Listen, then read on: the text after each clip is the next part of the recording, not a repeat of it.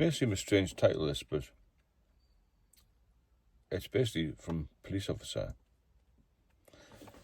to alcoholic and back sober again. I drank a little bit before I joined the police. And then when I joined the police, I was really happy. That was part of a really good group of people. And there's a big social scene. Even the police stations had bars in them.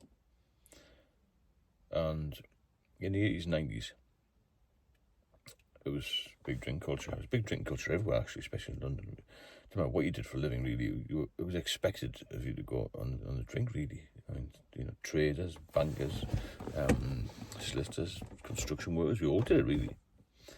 But mine was more, obviously, a personal story to me, isn't it? I came from the northeast of England, quite a small town. Didn't drink a lot, really. The pubs there were pretty quiet, to be honest. Got to London, it was like, wow, a lot of people drink at lunchtime there. And still do. And I sort of fitted in there. I was like the glamour and the bright lights, I would fancy that. And when I got there, I thought, wow, I quite enjoy this. And the drink was part of that, And I started working in South London, and there was bars everywhere. There's bars everywhere in every town, isn't it? I used to have a few drinks after work. I didn't think there was a problem, really. Got married quite young, and I still used to go out a lot on my own. And I found I spent a lot of time at work. And I socialised with the people I used to work with, because we work shifts. When you work shifts, you tend to be together a lot. And your day off could be a Tuesday, whereas most people hit the booze in 9 to 5 occupations, Friday, Saturday, Sunday, don't they? So go on a Tuesday, go on a Wednesday, and quickly made a lot of good friends. And we used to go around central London, that sort of thing. Have a day in the city of London, all drink related. But I was still young and fit, and not a problem, really. And I took the promotion exam, did quite well, and I got promoted to sergeant in, I went to West End, London. Central London was great there. And I was in my 20s, making quite good money, plenty of overtime and that, doing a good job, and still enjoying my social life. And life went on from there. Then my daughter appeared when I was about 31. And I started to feel a bit of pressure then, a bit more tired and that sort of thing. I realised my drinking was starting to slow me down in my life. I was still doing a good job at work, and I started to feel a bit different about things. I wasn't recovering as fast from the booze. And I used drink to try and get over that, if that makes sense. I wasn't having hair of the dog then, but I was sort of thinking, well, I'll be glad when I get back from work. I'm just sitting a couple of hours quiet and a few cans. So I was starting to drink a little bit more at home then. And over time, I realised that I was starting to use the booze as a bit of coping mechanism to my marriage and sort of thing. And it became a little bit of a problem. So I started to slow down a little bit, went to the doctors, and they said, well, try and cut down. I did try and cut down a bit, but it's like if you're a heavy drinker, you can't cut down. I couldn't taper off or anything like that. I wasn't aware I was in such a mess really until a bit later. However, I still continued to drink. But when I first started going on holiday, went as a family, we used to drive over to Italy. The first time I had hair of the dog, and I got there and I thought, wow, I feel good. I'm on holiday, 3 weeks, and I drank a bit more. And then I started thinking, wow, I started to feel particularly good in the morning. I'll try this hair of the dog carry on. We used to call it a bit of a livener, but I'd never tried it. I know some people did, that I knew quite well. Have a livener, make you feel a bit better. And I did make me feel a bit better, to be honest with you. I did that a few times on that holiday, and then got back to work and got settled in again. But I realised I'd been drinking quite a lot, and I'd been away, and I didn't feel 100%, if that makes sense. It catches up with you with age, the booze. Still working hard, obviously family, a bit more pressure, dropping children off, this sort of thing. We only had one, but you know what I mean. Childminders and picking up and dropping off, more responsibility. I was looking after my daughter during the week, so I didn't have the same recovery time. I didn't have the same drinking time, really, so I was drinking in the house a bit more, like I said. And I realised it was going to be a bit of a problem. Went back to doctors again, and they said the same thing, just try and moderate it, moderate it.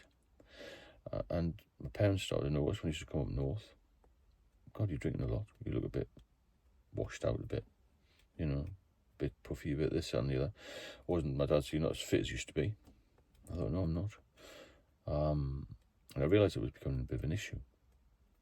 So I started to maybe swap shifts around a little bit. Now, I was coping all right, but maybe I was a functional alcoholic, I don't know. But the marriage wasn't particularly going well, so I was drinking a bit in secret then, because she didn't like me drinking. That became an issue. So all these things sort of happened quite quickly, really, at different stages of alcoholism. And then I retired, and that was when the problem got massive. And then I sort of knew I was an alcoholic when I retired, to be honest with you. I knew I needed to drink. So got divorced. I separated, obviously, first, and I was on my own. And then the boozing got totally out of control, because I had a little bit of cash, and I had lots of time. And I didn't have any focus then. You must have a focus, you see, if you're going to come off the booze. I didn't do that. So I started to go to the pub, and then you meet new friends, don't you? It's easy to make friends in the booze. It's all mates together, isn't it? Way on the drink.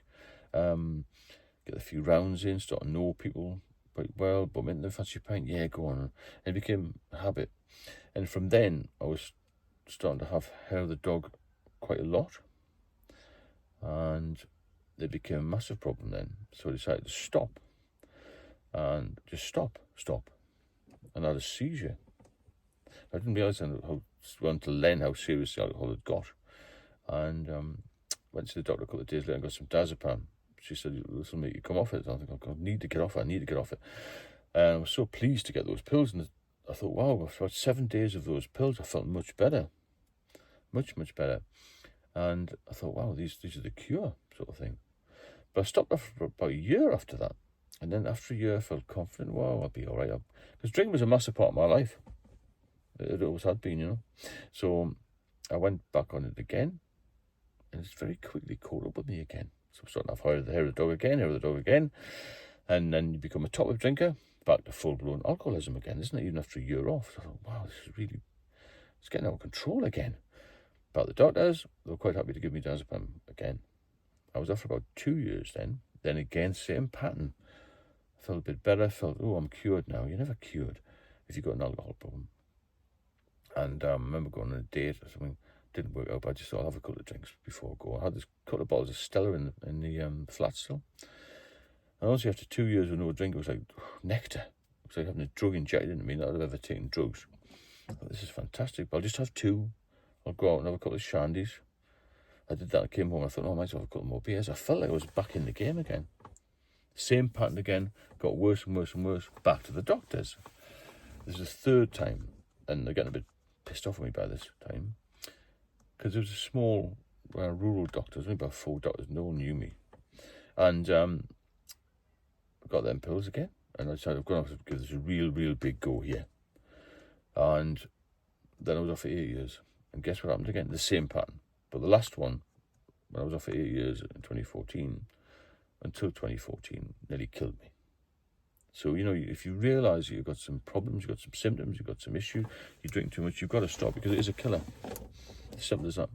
So I went from successful career to alcoholic, really, and it was over a long period of time. But once the ball starts rolling, once you get to 40-ish, then your body will not be as robust, your mind isn't as robust, and I went downhill quite quickly. Anxiety was the main issue for me. And then obviously, when I went back in 2014, after 8 years off, my body had such a shock that I got all these problems later on. I was just self-medicating. I couldn't get any pills from the doctor again. And I was just in a mess, a total mess. I was self-medicating, trying to keep myself alive. I thought, if I have another drink, I'm going to fall over. And there's a lot of medical stories on the channel as well, if you're interested in them. But you really have to pull yourself out with this massive rut. Because if you don't, it'll kill you. It's as simple as that. And I want other people to realise that. This is my message. Get off as soon as you can, because the benefits of being off alcohol are huge.